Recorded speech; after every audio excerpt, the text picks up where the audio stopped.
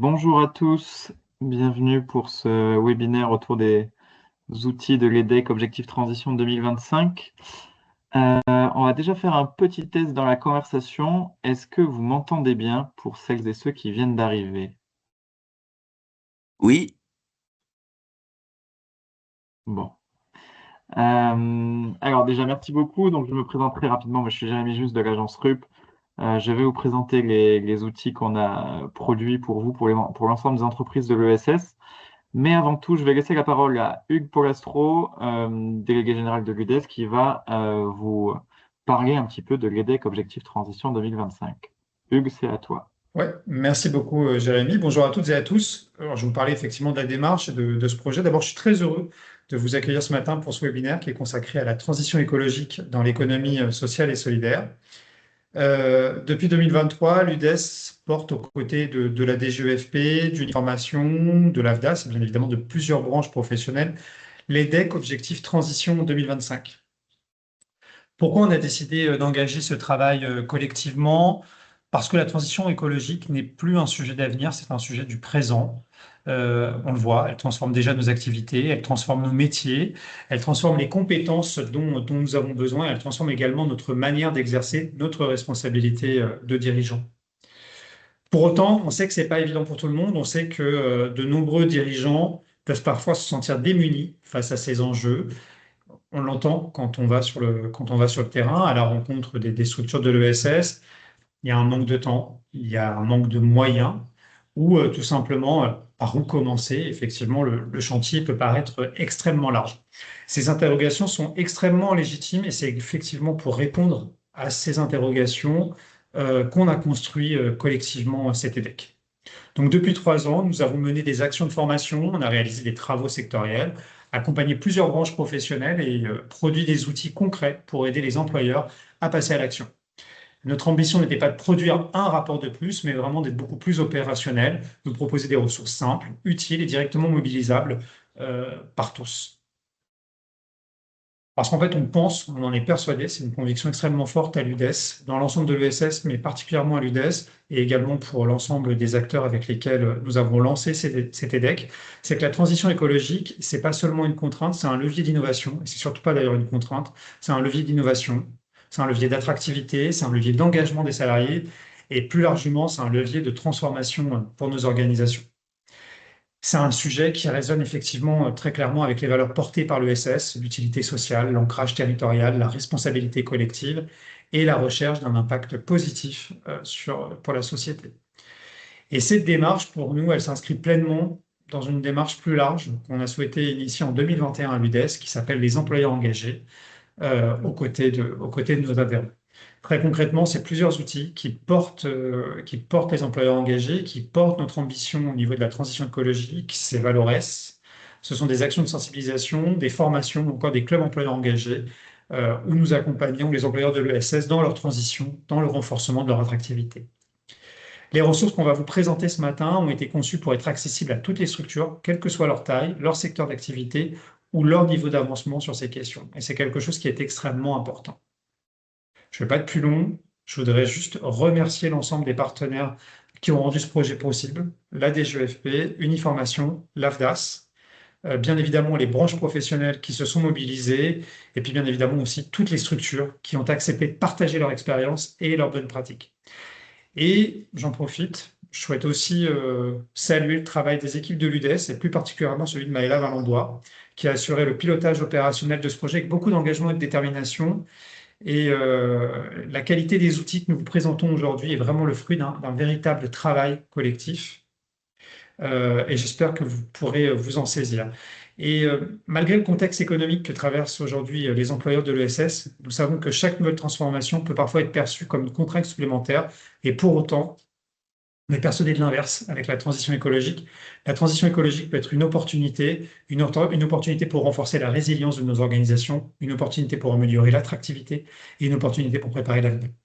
Voilà, je ne vais pas être beaucoup plus long, je vais juste vous souhaiter un excellent webinaire et j'espère que les outils qui vous seront présentés ce matin vous donneront envie de vous engager, de poursuivre vos démarches de transition et pourquoi pas même de rejoindre l'UDES en adhérant directement à l'UDES. Je vous remercie et je passe la parole tout de suite à Jérémy.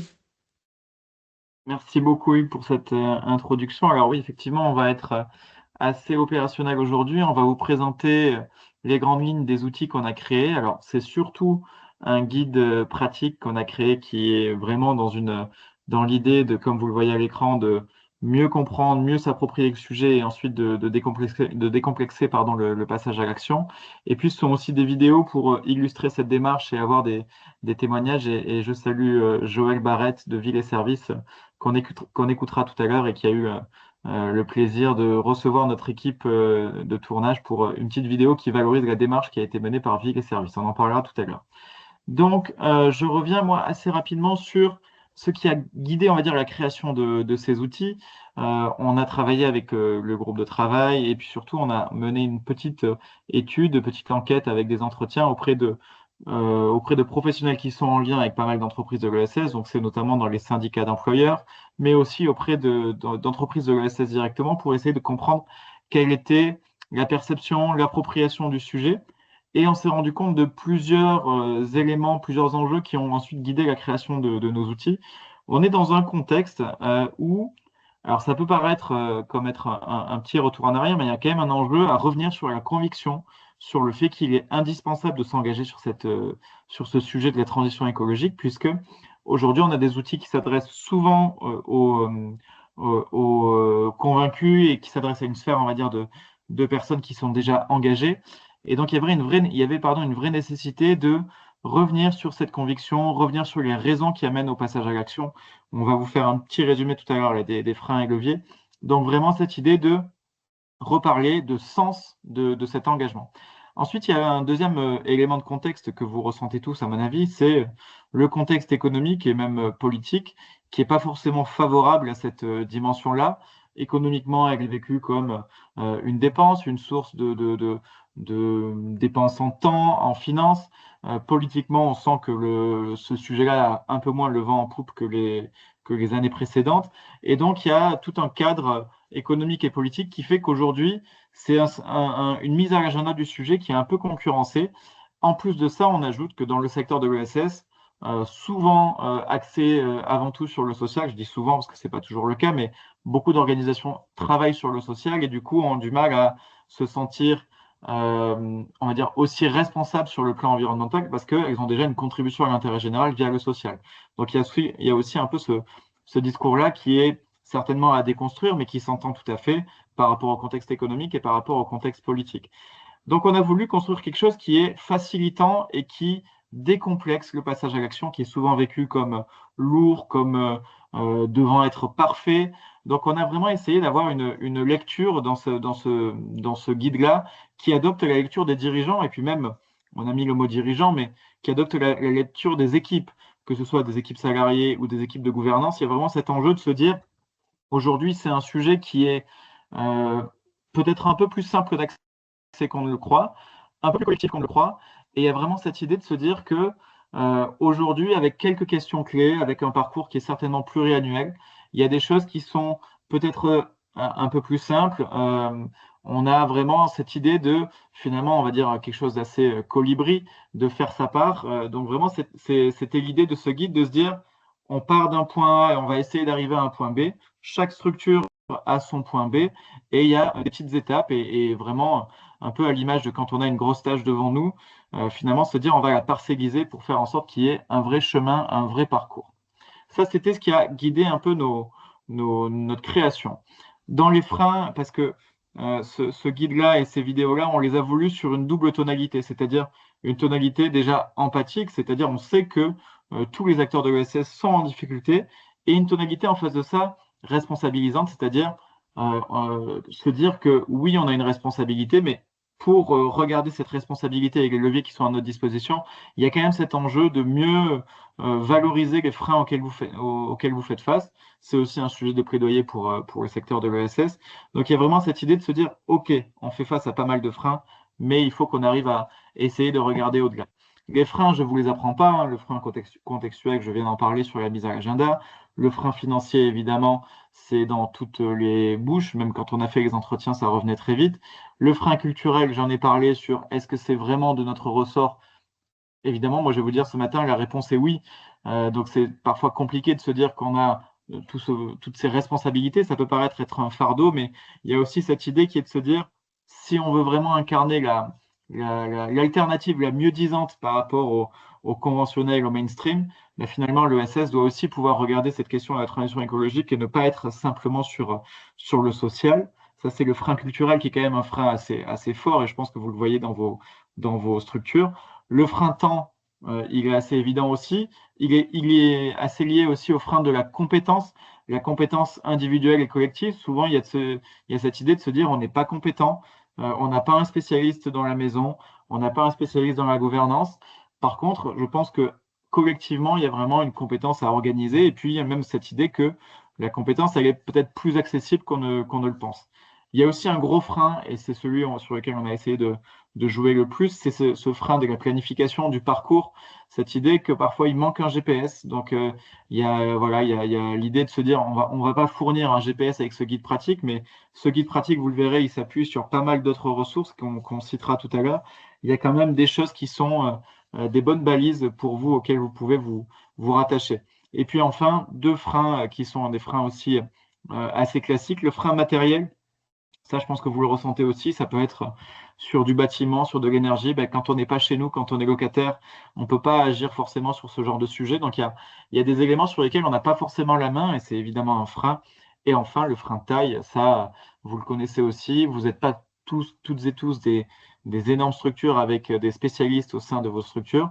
Il y a souvent de la polyvalence dans des petites structures, mais justement, il y a cette idée qu'on peut adapter son parcours à son profil. Ça, ce sont les freins. Et en face de ça, il y a des leviers sur lesquels on a voulu appuyer dans ce guide.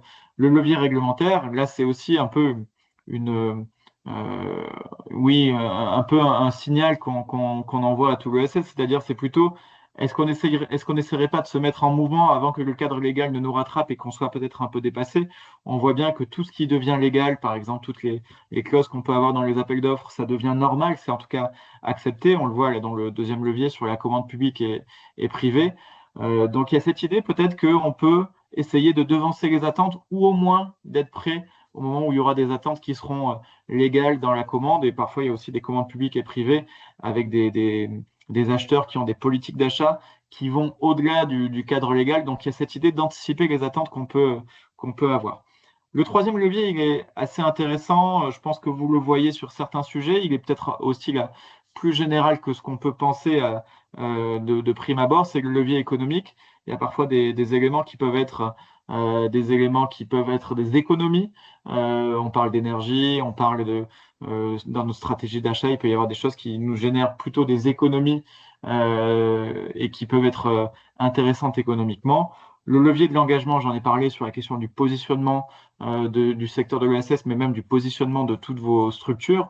Ça peut être aussi un levier d'image et de positionnement au sens différenciation commerciale. Donc il y a cette idée que vous pouvez vous en sortir grâce à cet engagement, ça peut vous apporter commercialement. Et enfin, comme je l'ai dit tout à l'heure, vous êtes accompagné. Il y a des acteurs qui sont à votre service et ça, on en parle dans le guide. Et puis, le passage à l'action, il est peut-être un peu plus simple et pragmatique que ce qu'on peut imaginer. Donc voilà ce qu'on a imaginé pour vous. Et donc, ça nous a donné ce guide dont on voit quelques captures d'écran. Alors, évidemment, les captures d'écran ne donnent pas l'entièreté du guide, mais vraiment, on a essayé de construire quelque chose qui est à la fois proche de vos réflexions et de vos préoccupations, quelque chose qui est assez inspirant, qui est assez inspirant au sens on peut regarder ce qu'ont fait les autres. Il y a pas mal de ressources qui ouvrent sur des plans d'action qui ont été menés. Il y a pas mal de ressources qui ouvrent sur des illustrations, notamment en vidéo, on va le voir tout à l'heure avec Ville et Service. Et on a essayé de faire quelque chose qui soit assez intuitif et qui trace un parcours pour vous. Donc on voit là quelques captures d'écran avec les titres, on sent ce à quoi vous aurez accès, comment on crée, comment on trace son chemin, comment on se mesure, comment on peut identifier les accompagnements qui sont à votre disposition. Donc voilà le guide qui vous sera mis à disposition. Je laisserai Maëla et Laure vous en parler tout à l'heure. Et puis les vidéos, on est allé voir des profils assez différents. Le Badminton Club de Lyon, on est sur un profil d'association, plutôt une grosse association qui a organisé un pôle de bénévoles qui sont en charge du sujet. Et là, on est sur vraiment un sujet de mobilisation bénévole et de même fidélisation bénévole, puisque les bénévoles ont créé ce pôle éco-responsable et mènent les actions pour le compte de l'association, qui en soi n'a que 4 salariés. Donc 4 salariés, plusieurs centaines d'adhérents. Ils ont réussi à organiser la fonction, mais la faire porter par les bénévoles. Donc c'est assez intéressant. Le centre social de Romans-sur-Isère, sous l'impulsion de la Fédération des centres sociaux de la Drôme, là, c'est comment une tête de réseau, donc déjà la Fédération des centres sociaux de la Drôme, elle-même fait partie de la Fédération nationale des centres sociaux, mais comment une tête de réseau peut impulser cette idée et ensuite la faire porter par ces différentes associations locales. Et enfin, Ville et Services, dont on va parler avec Joël, qui est une structure d'aide à domicile qui est déjà engagé en termes de positionnement depuis pas mal d'années, mais qui surtout a réfléchi sur comment structurer sa démarche et comment justement mesurer l'impact et comment communiquer aussi son impact, parce que c'est assez intéressant de se dire, on part de pourquoi on s'engage, comment on s'engage, et ensuite comment on le fait savoir et comment ça nous profite, parce qu'effectivement, il faut y voir une opportunité autant qu'une contrainte. Voilà pour les ressources qu'on a créées et les ressources qui nous ont servi, parce que c'est important de les citer. Valores, Hugues en a parlé, qui est l'outil de mesure d'impact carbone de l'UDES et qui est un outil, on va dire, qui permet de rentrer sur l'ensemble du sujet. Les partenaires OPCO, Uniformation, qui a un dispositif 5 minutes pour tout comprendre, qui ouvre sur des témoignages, sur des ressources. L'autodiagnostic RSE de l'AFDAS, qui là aussi est un outil qui permet de se mesurer, qui permet de voir où on en est.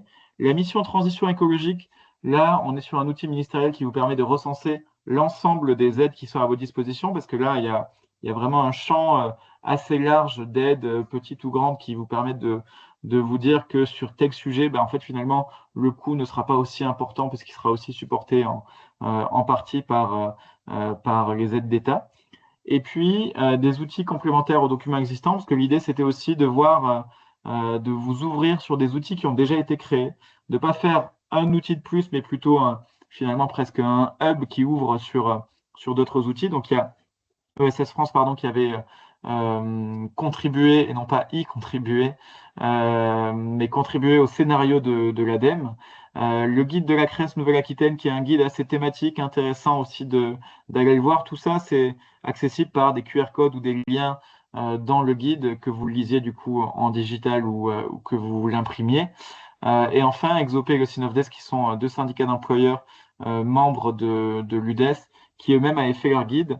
Un guide qui était intéressant, c'était faire bien, faire mieux, faire plus, avec une progression de manière thématique sur comment on approche tel ou tel sujet et comment on fait un peu plus à chaque fois et finalement comment on mène notre parcours.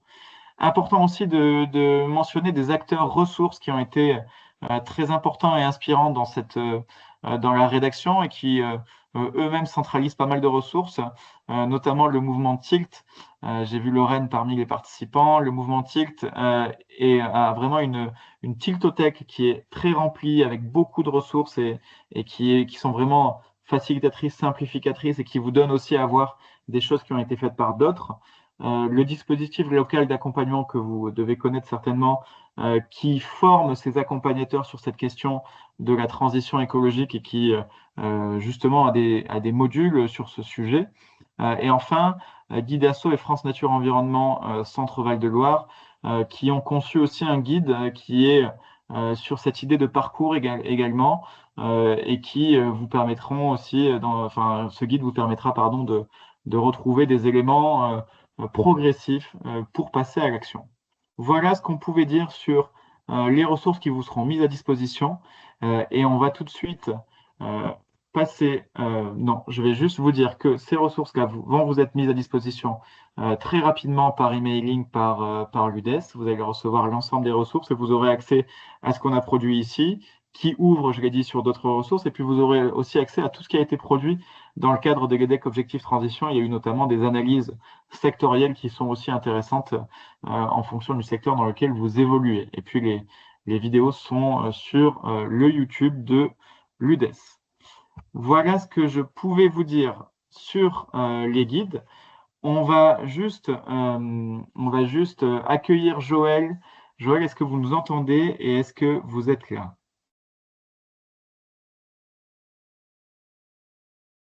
Bonjour à tous, oui, je suis bien Bon, là, je vous parfait, Joël. entends et je vous vois. Bon, oui, très bien. Joël, on va regarder un petit extrait de la vidéo qui a été menée avec vous, et Mhm. ensuite on va reprendre et je vous donnerai la parole. Très bien. Allez, on est parti.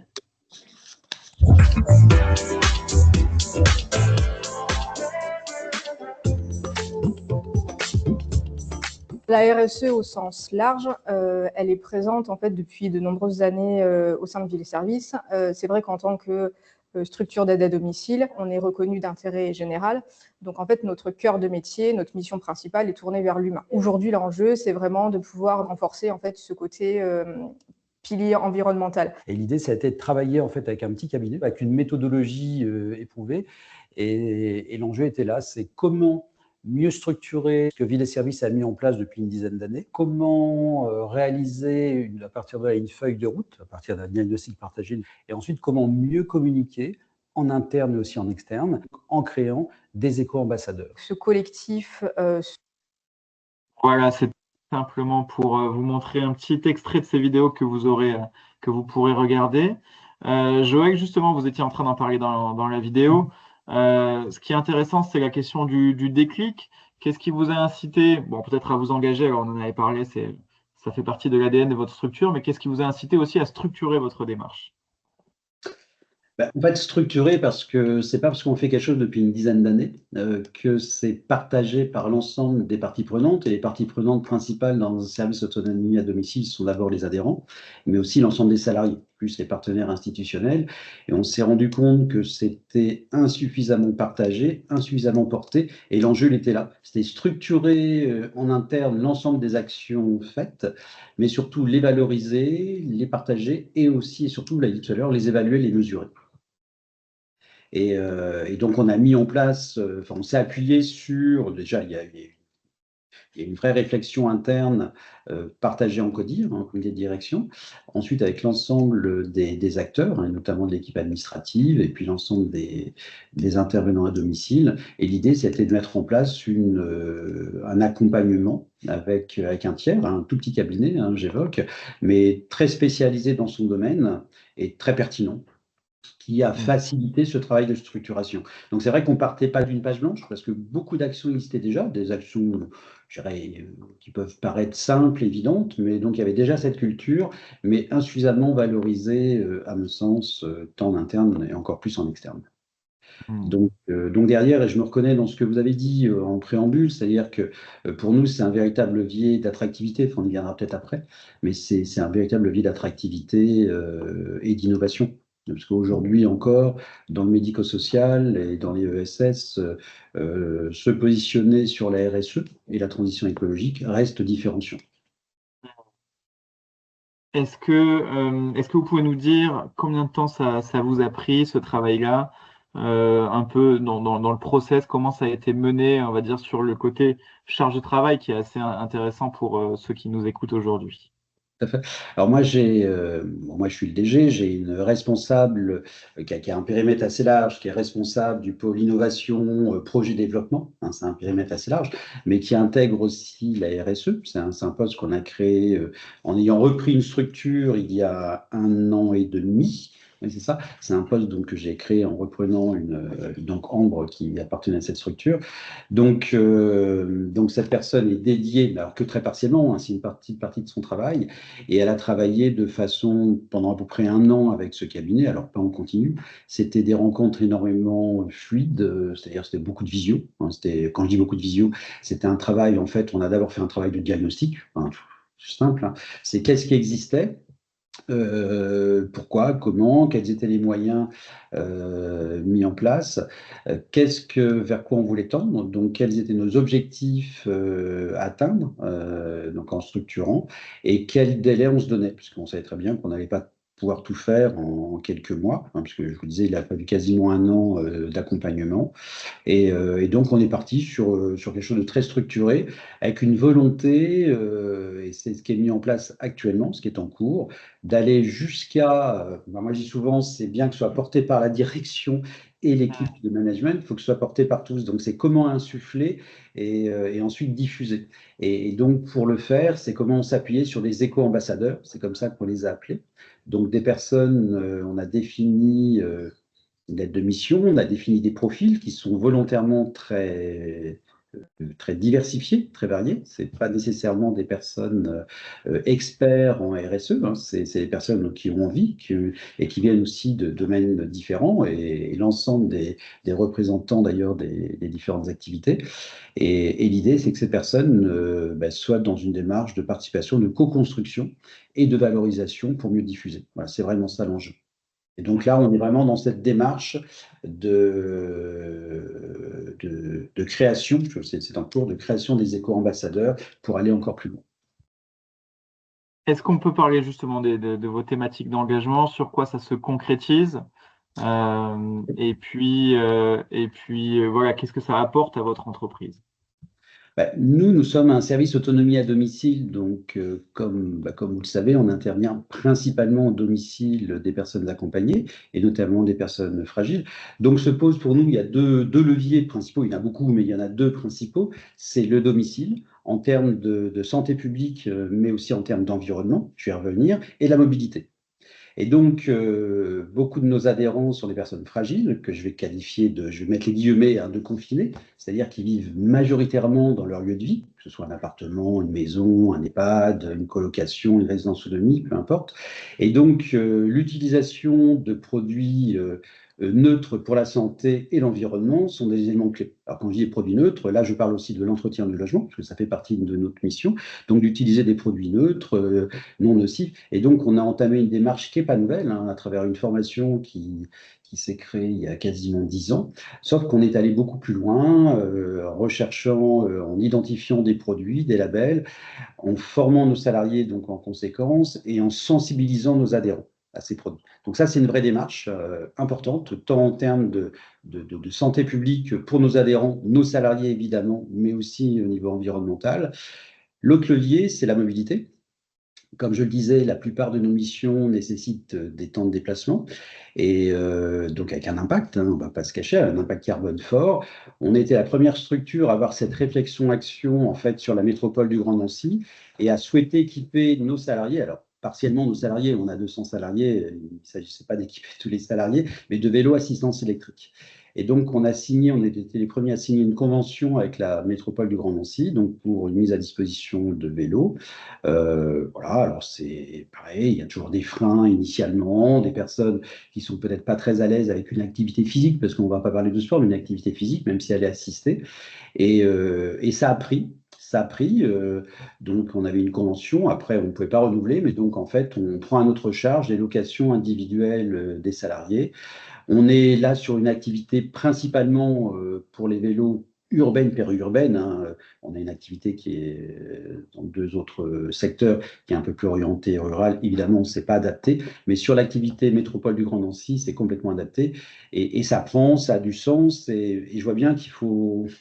La difficulté, c'est faire sauter un verrou avec une représentation...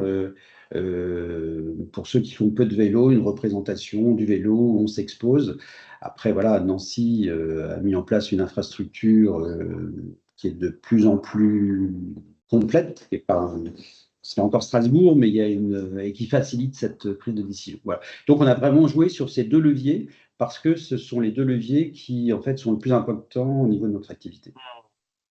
Parfait, merci beaucoup. J'aurais une dernière question avant d'ouvrir la parole à l'ensemble des participants. Est-ce qu'il y a un enseignement que vous retenez de ces travaux, un peu de structuration de votre démarche? Est-ce qu'il y a quelque chose de particulier que vous retenez? Il y a plusieurs choses. Déjà, il y a l'engagement. Je pense que quand on travaille de façon générale dans l'économie sociale et solidaire, il y a toujours une notion d'engagement qui est importante. Donc, c'est aussi une belle façon de renforcer cet engagement, cette notion de sens, d'appartenance des salariés et de le faire savoir, encore une fois. Ça, c'est pour moi quelque chose d'essentiel. C'est aussi voir comment des salariés qu'on n'avait pas identifiés vont devenir moteurs, vont être associés. Ça, c'est vraiment très, très intéressant. Ça veut dire qu'on ne connaît jamais totalement ses salariés, et pour cause. Et puis, je reviens à ce que je disais tout à l'heure, c'est aussi des éléments pour se singulariser. Aujourd'hui encore, cette démarche de RSE, de transition écologique, elle n'est pas naturelle et pas que dans le secteur associatif de l'économie sociale et solidaire. Il y a encore beaucoup de structures lucratives dans d'autres secteurs qui s'y intéressent pas ou peu. Et ça reste un élément pour se singulariser, pour se différencier. Et quand on sait que notre difficulté majeure reste l'attractivité, en termes d'attirer des ressources humaines, d'attirer, de recruter, d'intégrer, de fidéliser, c'est des éléments qu'on met de plus en plus en avant et qui sont, on va au-delà de la notion du sens, parce qu'on est sur quelque chose qui devient concret, qui parle aujourd'hui à une majorité de personnes. On dit souvent les jeunes, pas que les jeunes, des collaborateurs aussi de 50 ans, 60 ans ont aussi ces sujets en tête. Et ça c'est important. Enfin, on est une association, mais on est aussi citoyen. Et c'est une vraie démarche globale d'engagement et qui porte. Et puis, nous, ce qui nous intéresse derrière, et là aussi, il y a un vrai travail en cours, c'est toute la partie évaluation, vous en parliez tout à l'heure. Et donc, on est rentré dans une démarche de mesure d'impact social. C'est-à-dire en quoi telle action va avoir un impact concret, réel auprès des parties prenantes de Ville et Services. Donc, voilà, c'est des objectifs, des moyens, des mesures, et derrière des indicateurs assez fins, hein, c'est-à-dire c'est pas du subjectif, pour qu'on puisse démontrer, et notamment auprès de nos financeurs, hein, on ne va pas se mentir, c'est quand même un enjeu fondamental, hein, pour être très concret, répondre à votre question, c'est en quoi notre action a une portée et a des retombées et qu'elle justifie du coup ces financements. Merci beaucoup, Joël. Il y a deux petites questions et ça ouvre le tour de questions-réponses. Il y a deux petites questions dans le chat auxquelles vous avez un petit peu répondu. Juste très vite sur celle, les vélos concernent les trajets domicile-travail ou pour se rendre chez les bénéficiaires. Certainement un peu des deux, mais surtout Oui. pour se rendre chez les bénéficiaires, Joël, c'est ça? Oui, c'est ça, mais oui, mais en fait, on est sur une approche de véhicule comme pour un véhicule de service, en fait. Donc, les personnes l'utilisent trajet domicile-travail, mais également pour se rendre chez les bénéficiaires. Je dirais qu'ils l'ont à domicile toute la semaine, et y compris le week-end. Si ils sont dans un appartement ou autre et qu'ils ont un problème pour le stationner, ils peuvent le ramener le week-end à notre siège, ce qui aujourd'hui, sauf erreur, ne se fait pas. Et puis la question de Sabine aussi, du coup, identifiez-vous des retombées positives suite à ces actions, tant au niveau des usagers que des salariés? Je pense que vous avez répondu aussi sur l'aspect attractivité marque employeur. Oui. Vous avez aussi parlé de vos parties prenantes. À la limite, côté usager, est-ce qu'il y a une retombée positive qu'on peut relever côté usager? Côté usager, ça a surpris. Mais et ça, c'est un des retours. Quand on est en ville, notamment, je pense que tous ceux qui travaillent en ville le savent, on maîtrise jamais le temps de trajet. Il y a tellement d'aléas entre les bouchons, les zones 30 km, pas de stationnement. En vélo, vous n'avez pas de problème. En vélo, de porte à porte, vous savez exactement le temps que vous allez mettre, vous maîtrisez. Donc, ça, c'est un retour qu'on a pu avoir. C'est aussi le fait que des personnes arrivent plus facilement à respecter le planning et les horaires. Voilà. C'est un aspect. C'est très concret. Ouais. Très Pour le concret. coup, c'est très concret. Merci. Merci beaucoup, Joël. Maëla, est-ce que tu veux ajouter quelque chose? Non, parce qu'il y avait dans les questions aussi au tout début sur les enjeux de QVCT, mais du coup, on en a déjà un petit peu parlé. Donc, je pense qu'on peut laisser la parole aux participants. Si vous souhaitez, vous pouvez activer votre micro. N'hésitez pas. L'idée, c'est aussi que ce soit interactif et qu'on puisse vous écouter. Donc, n'hésitez pas à poser soit directement les questions à Joël, ou même par rapport à ce qu'on vous a présenté juste avant sur les guides et ressources. Donc, n'hésitez pas. Je vois qu'il y a Cathy qui pose une question sur quel est le pourcentage de salariés qui ont accepté de laisser la voiture pour le vélo. Aujourd'hui, on a un pourcentage qui est encore faible, hein, on ne va pas se mentir, hein. On a vraiment une marge de progression, sachant qu'on a aussi toute une part de nos salariés qui utilisent les transports en commun. Hein, on a 80% de notre activité qui est en urbain, périurbain, donc beaucoup se déplacent en bus ou l'équivalent du tram, enfin pas l'équivalent, maintenant il y a le tram. On est aujourd'hui à peu près à 10%, 10% du personnel avec l'équipe administrative, donc c'est pas voilà, on a vraiment une marge. Mais l'idée, l'objectif, c'était pas d'avoir 80%, on n'y sera jamais. Mais ce qui, moi, m'intéresse, c'est la trajectoire. C'est voilà, c'est comment ceux qui aussi ont décidé de prendre un vélo, comment ils le partagent, ils le diffusent auprès de leurs collègues. Et c'est ce qu'on fait avec des témoignages en réunion d'équipe. Mm. Merci beaucoup, Joël, et pour appuyer sur ce que disait Maëla. Vraiment, la parole est ouverte aussi à vos partages d'expérience, parce que là, vous êtes spectateur de ce webinaire, mais vous pouvez aussi en être acteur et partager avec les autres personnes ici présentes vos expériences qui peuvent les motiver, inciter à aller toujours plus loin. Lorraine. Bonjour, Lorraine. Bonjour, alors c'était plus une question pour Joël plutôt qu'un partage d'expérience. Déjà, un grand bravo Joël, c'est vraiment extra tout ce que vous avez mis en place et le témoignage était très clair. J'avais une question à deux niveaux. Est-ce que vous avez pu inclure vos parties prenantes dans la réflexion de votre transformation de structure? Et comment, si vous en aviez besoin, avez-vous réussi à mobiliser des financements pour pouvoir mettre en œuvre certaines actions de transformation qui pouvaient être coûteuses pour la structure? En fait, pour les parties prenantes, ça a pu être aussi facilité. Nous avons déménagé il y a 1 an et demi, en janvier, enfin pas tout à fait, mais en janvier 2025, et pour intégrer des nouveaux lieux, nouveaux sièges sociaux, avec un vrai parking à vélo.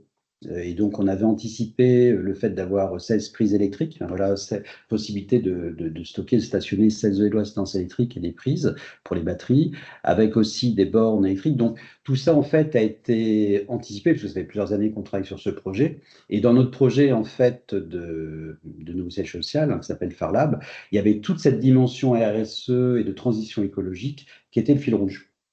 C'était des choix avec notre maître d'œuvre, notre archi. Et donc, du coup, il y a eu un vrai travail de fond de réaliser. Et on a fait des choix, si ce n'est audacieux, qui nous ont coûté un peu plus cher, c'est clair. Mais parce qu'on ne voulait pas ressembler, on ne voulait pas avoir un parking, par exemple, qui ressemble à un hypermarché. On a fait des places de stationnement semi-enterrées. On a prévu assez large 5 bornes électriques, alors qu'aujourd'hui, on n'en a pas besoin de 5, mais on a anticipé des besoins futurs parce que dans quelques années, une majorité, non seulement, nous, on aura une flotte principalement, voire exclusivement électrique, et les salariés auront principalement aussi des véhicules électriques, hein, c'est une évidence. Enfin voilà, tout ça a été vu, donc on a réussi à embarquer. Voilà, ça a été un élément facilitant, le fait de construire ce bâtiment, mais sinon on l'aurait quand même fait. Et sur la deuxième question, c'était, j'ai perdu le fil. Lorraine, est-ce que tu veux préciser la deuxième question? Oui, c'était si vous aviez réussi à avoir des financements complémentaires, si toutefois dans votre plan d'action, vous aviez des investissements nécessaires pour piloter votre transformation écologique globale. Ouais, alors on a pu bénéficier dans le cadre de la tranche 4 de modernisation de la SNSA.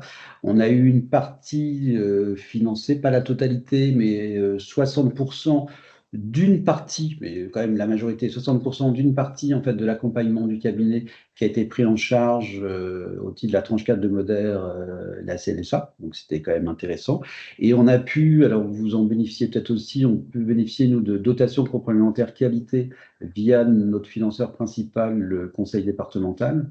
Et on a pu bénéficier de financements partiels, justement sur de la mobilité douce, hein, et voilà, qui a été un élément facilitant. Ce sont quand même que des financements partiels, mais malgré tout qui sont importants, on sait qu'un moyen reste un élément clé. Alors, on a une question dans le chat qui s'adresse plutôt à l'UDES sur la Oui. question du plaidoyer. Merci Edouard pour ta question sur la question du plaidoyer au sein du guide. Au niveau du plaidoyer en tant que tel, on a réalisé que 2 pages qui sont plutôt à la fin, qui reprennent en fait les objectifs et ce qu'on prône avec la démarche employeur engagé. parce que quand même l'idée de ce guide, c'est bien sûr qu'on porte la voix de l'UDES et de ses membres et des OPCO et de la DGEFP, mais c'était vraiment l'objectif de ce guide, comme on l'a déjà un petit peu dit, c'était plutôt d'être pratico-pratique à destination des entreprises. Donc c'est pour ça qu'on n'a pas fait plus que ça, on va dire. Mais enfin, j'amène aussi aux participants et à ceux qui liront le guide à aller sur le site de l'UDES et puis aussi suivre nos actus parce que dans les prochains mois, l'UDES développe encore davantage ce qu'on développe en fait autour de la démarche employeur engagé, que ce soit à travers de l'outillage, donc on a pu évoquer Valores, mais aussi en région, sur le terrain, on développe par exemple des clubs employeurs engagés, où l'idée c'est aussi de faire témoigner des structures inspirantes et pouvoir inspirer du coup ses pairs. Donc voilà, il y aura des actus qui viendront dans les prochains mois. Mais voilà, en tout cas, pour répondre à ta question, Edouard, il y a une petite partie sur le guide sur le sujet. Est-ce qu'il y a d'autres personnes qui veulent prendre la parole?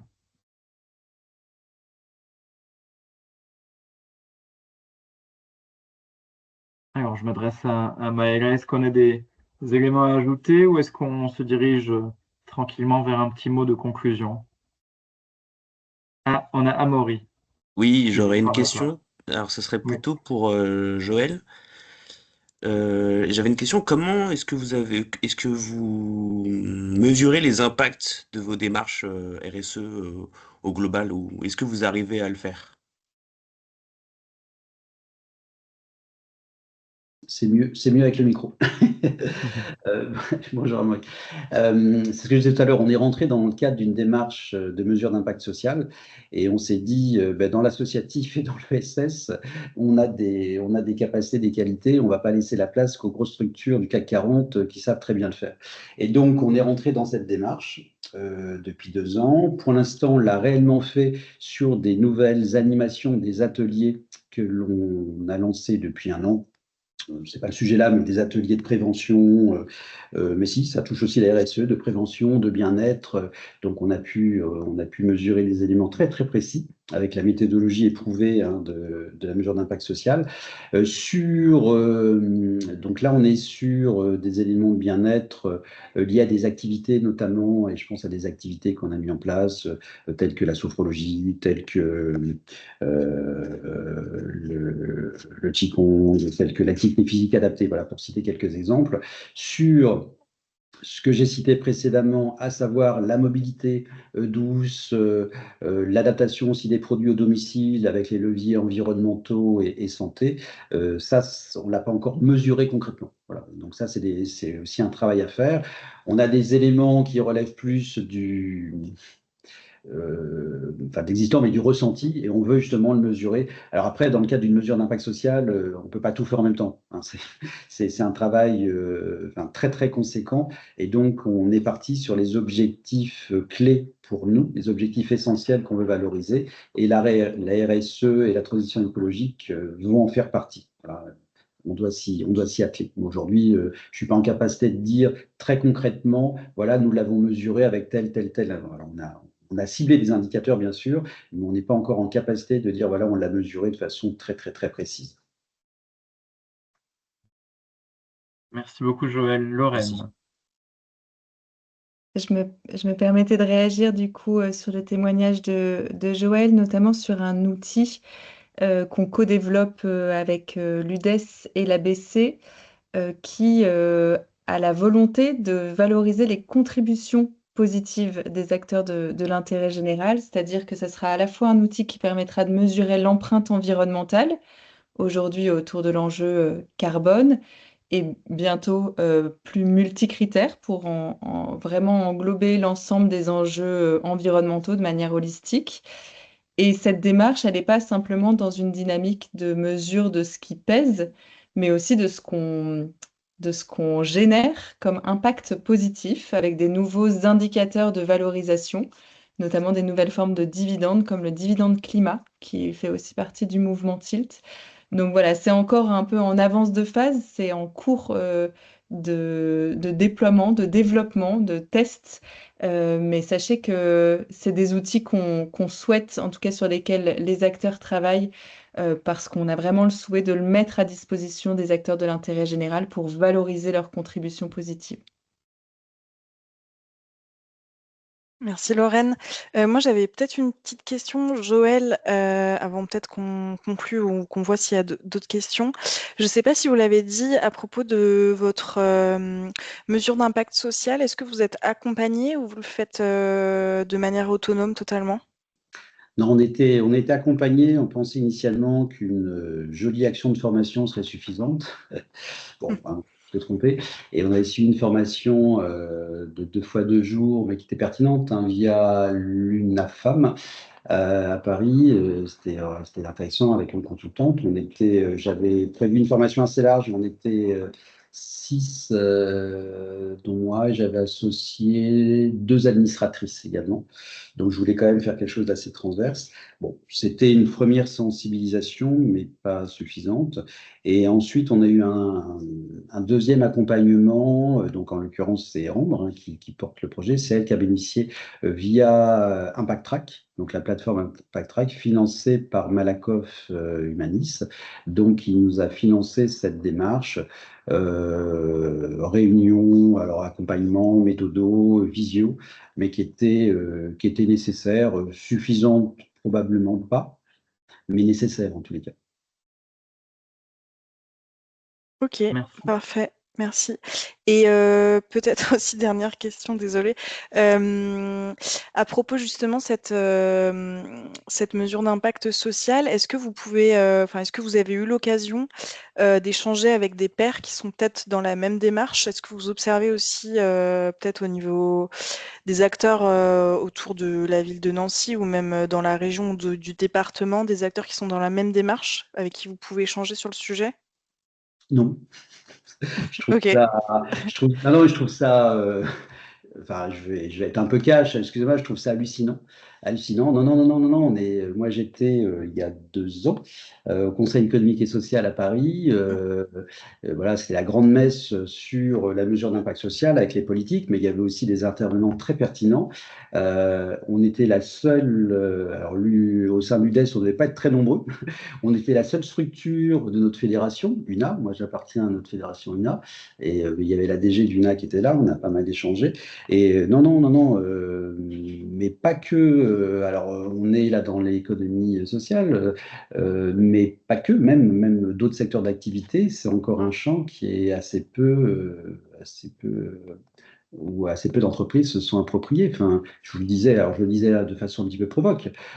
Oui, les grands comptes du CAC 40 le font depuis très très longtemps et très très bien d'ailleurs, de façon hyper structurée. On n'a pas les mêmes moyens, nous, c'est clair, mais on se doit, et pas seulement de mettre en avant l'utilité sociale, les emplois de proximité, c'est gentil, mais c'est complètement insuffisant. Et on doit démontrer en quoi, vous parliez tout à l'heure, parler du mouvement TIL que je ne connaissais pas. Et en effet, en quoi on apporte des dividendes, qu'est-ce qu'on apporte très concrètement. Mais non, c'est une difficulté, en effet, Mm. de se confronter à d'autres expériences, d'autres expérimentations, puisqu'on est quand même dans des formes encore d'expérimentation, on ne va pas se mentir. Et personnellement, ça nous manque.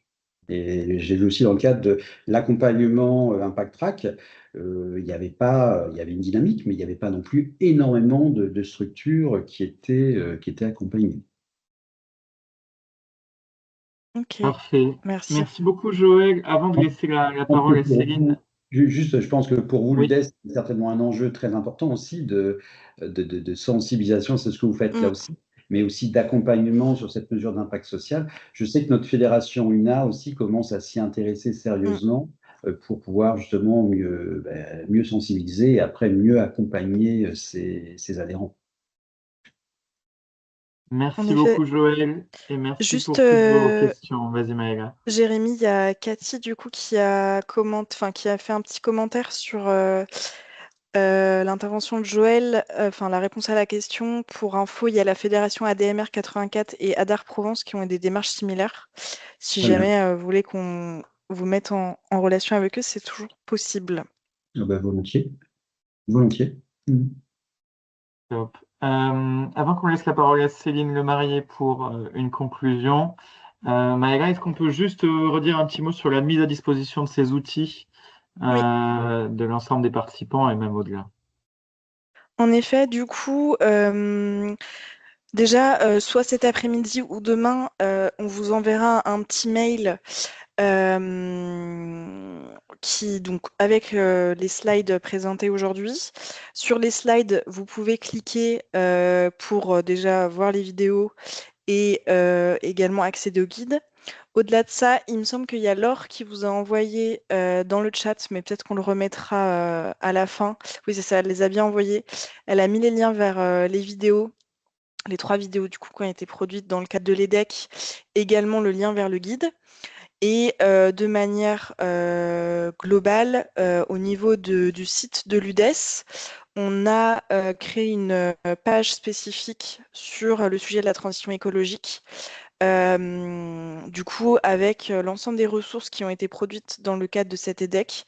Donc, il y a des monographies, il y a un diagnostic d'impact pour la branche sport ESS qui a été réalisé également. On a tout centralisé sur cette page et voilà, on vous invite à y accéder directement sur les liens.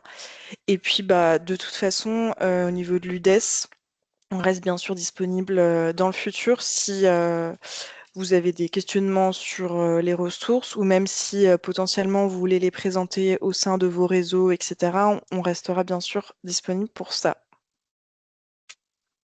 C'est top. Merci beaucoup, Maëla. Céline Lemarié qui représente la direction, la délégation générale à l'emploi et à la formation professionnelle du ministère du Travail pour un petit mot de conclusion au nom des acteurs de l'EDEC Objectif Transition 2025. Céline, c'est à toi. Oui, bah merci beaucoup Jérémy et puis merci à tous d'être aussi nombreux connectés pour ce webinaire. Donc moi c'était juste un petit mot de clôture, déjà pour remercier en effet l'UDES, Uniformation, l'AFDAS pour l'ensemble du travail qu'on a pu accomplir dans le cadre de cet EDEC. Et puis également aux témoins, notamment à Joël qu'on a pu entendre aujourd'hui et qui ont accepté de partager aussi leurs expériences et de rendre du coup beaucoup plus concret le passage à l'action. Et donc un mot pour terminer un petit peu sur l'importance de ne pas lâcher le sujet. C'est vrai qu'aujourd'hui, la transition écologique n'est pas une priorité appelée à passer au second plan. On entend beaucoup parler évidemment de l'intelligence artificielle, des transitions numériques et d'autres transitions comme la transition démographique ou tout ce qui est transformation des métiers. Et donc c'était juste pour indiquer que pour nous, en tout cas, tout ça, ça forme un ensemble. Et donc, il faut regarder l'ensemble. Ce sont des enjeux qui vont se combiner, qui vont transformer évidemment les pratiques, les compétences. Il faut réussir un petit peu à les associer. Et aujourd'hui, comme on a pu le voir et qu'on le voit dans notre quotidien, la transition écologique, ça reste bien évidemment un sujet d'actualité. Même lorsqu'on voit les catastrophes naturelles, les canicules, les inondations, voilà, on ne peut pas rester de marbre face à tout ça. Et la ministre de la Transition écologique a même fixé 2026 comme une année d'action et de résistance. Voilà, je l'ai trouvé en préparant un petit peu ce mot de conclusion, avec 3 priorités, l'adaptation, la préservation et la décarbonation. Donc, vraiment, aujourd'hui, ce n'est pas le moment de relâcher l'effort. Et c'était pour ça aussi un peu l'objectif de ce webinaire, c'est pour vous montrer qu'on peut agir concrètement, même à toute petite échelle. Et donc, que toutes les petites actions sont bonnes à prendre dans les pratiques internes, comme on a pu voir le témoignage de Joël, dans l'organisation du travail et dans la montée en compétences des salariés. Et donc, la construction de ce guide, c'est vraiment pour vous aider à démarrer ou à aller plus loin et vous permettre d'accéder à un certain nombre de ressources. Donc voilà, moi je dirais juste, n'hésitez pas à vous emparer de tous les outils que l'on a construits pour vous et puis à échanger, parce qu'on a bien vu là dans la conversation que beaucoup d'entre vous agissaient et avaient envie aussi de partager ce qu'ils avaient déjà mis en œuvre. Donc c'était aussi ça l'intérêt de ce webinaire, c'est que vous puissiez partager ce que vous avez déjà mis en place à votre niveau. Donc un grand merci à tous. Merci beaucoup, Céline, pour cette conclusion. Et ce webinaire touche à sa fin. Merci à toutes et tous pour votre participation. Et puis, l'ensemble des acteurs que vous avez vus aujourd'hui sont disponibles pour échange, ressources, tout ce dont vous aurez besoin. Merci beaucoup. Merci, au revoir. Bonne À journée. bientôt. Merci. Au revoir. Au revoir.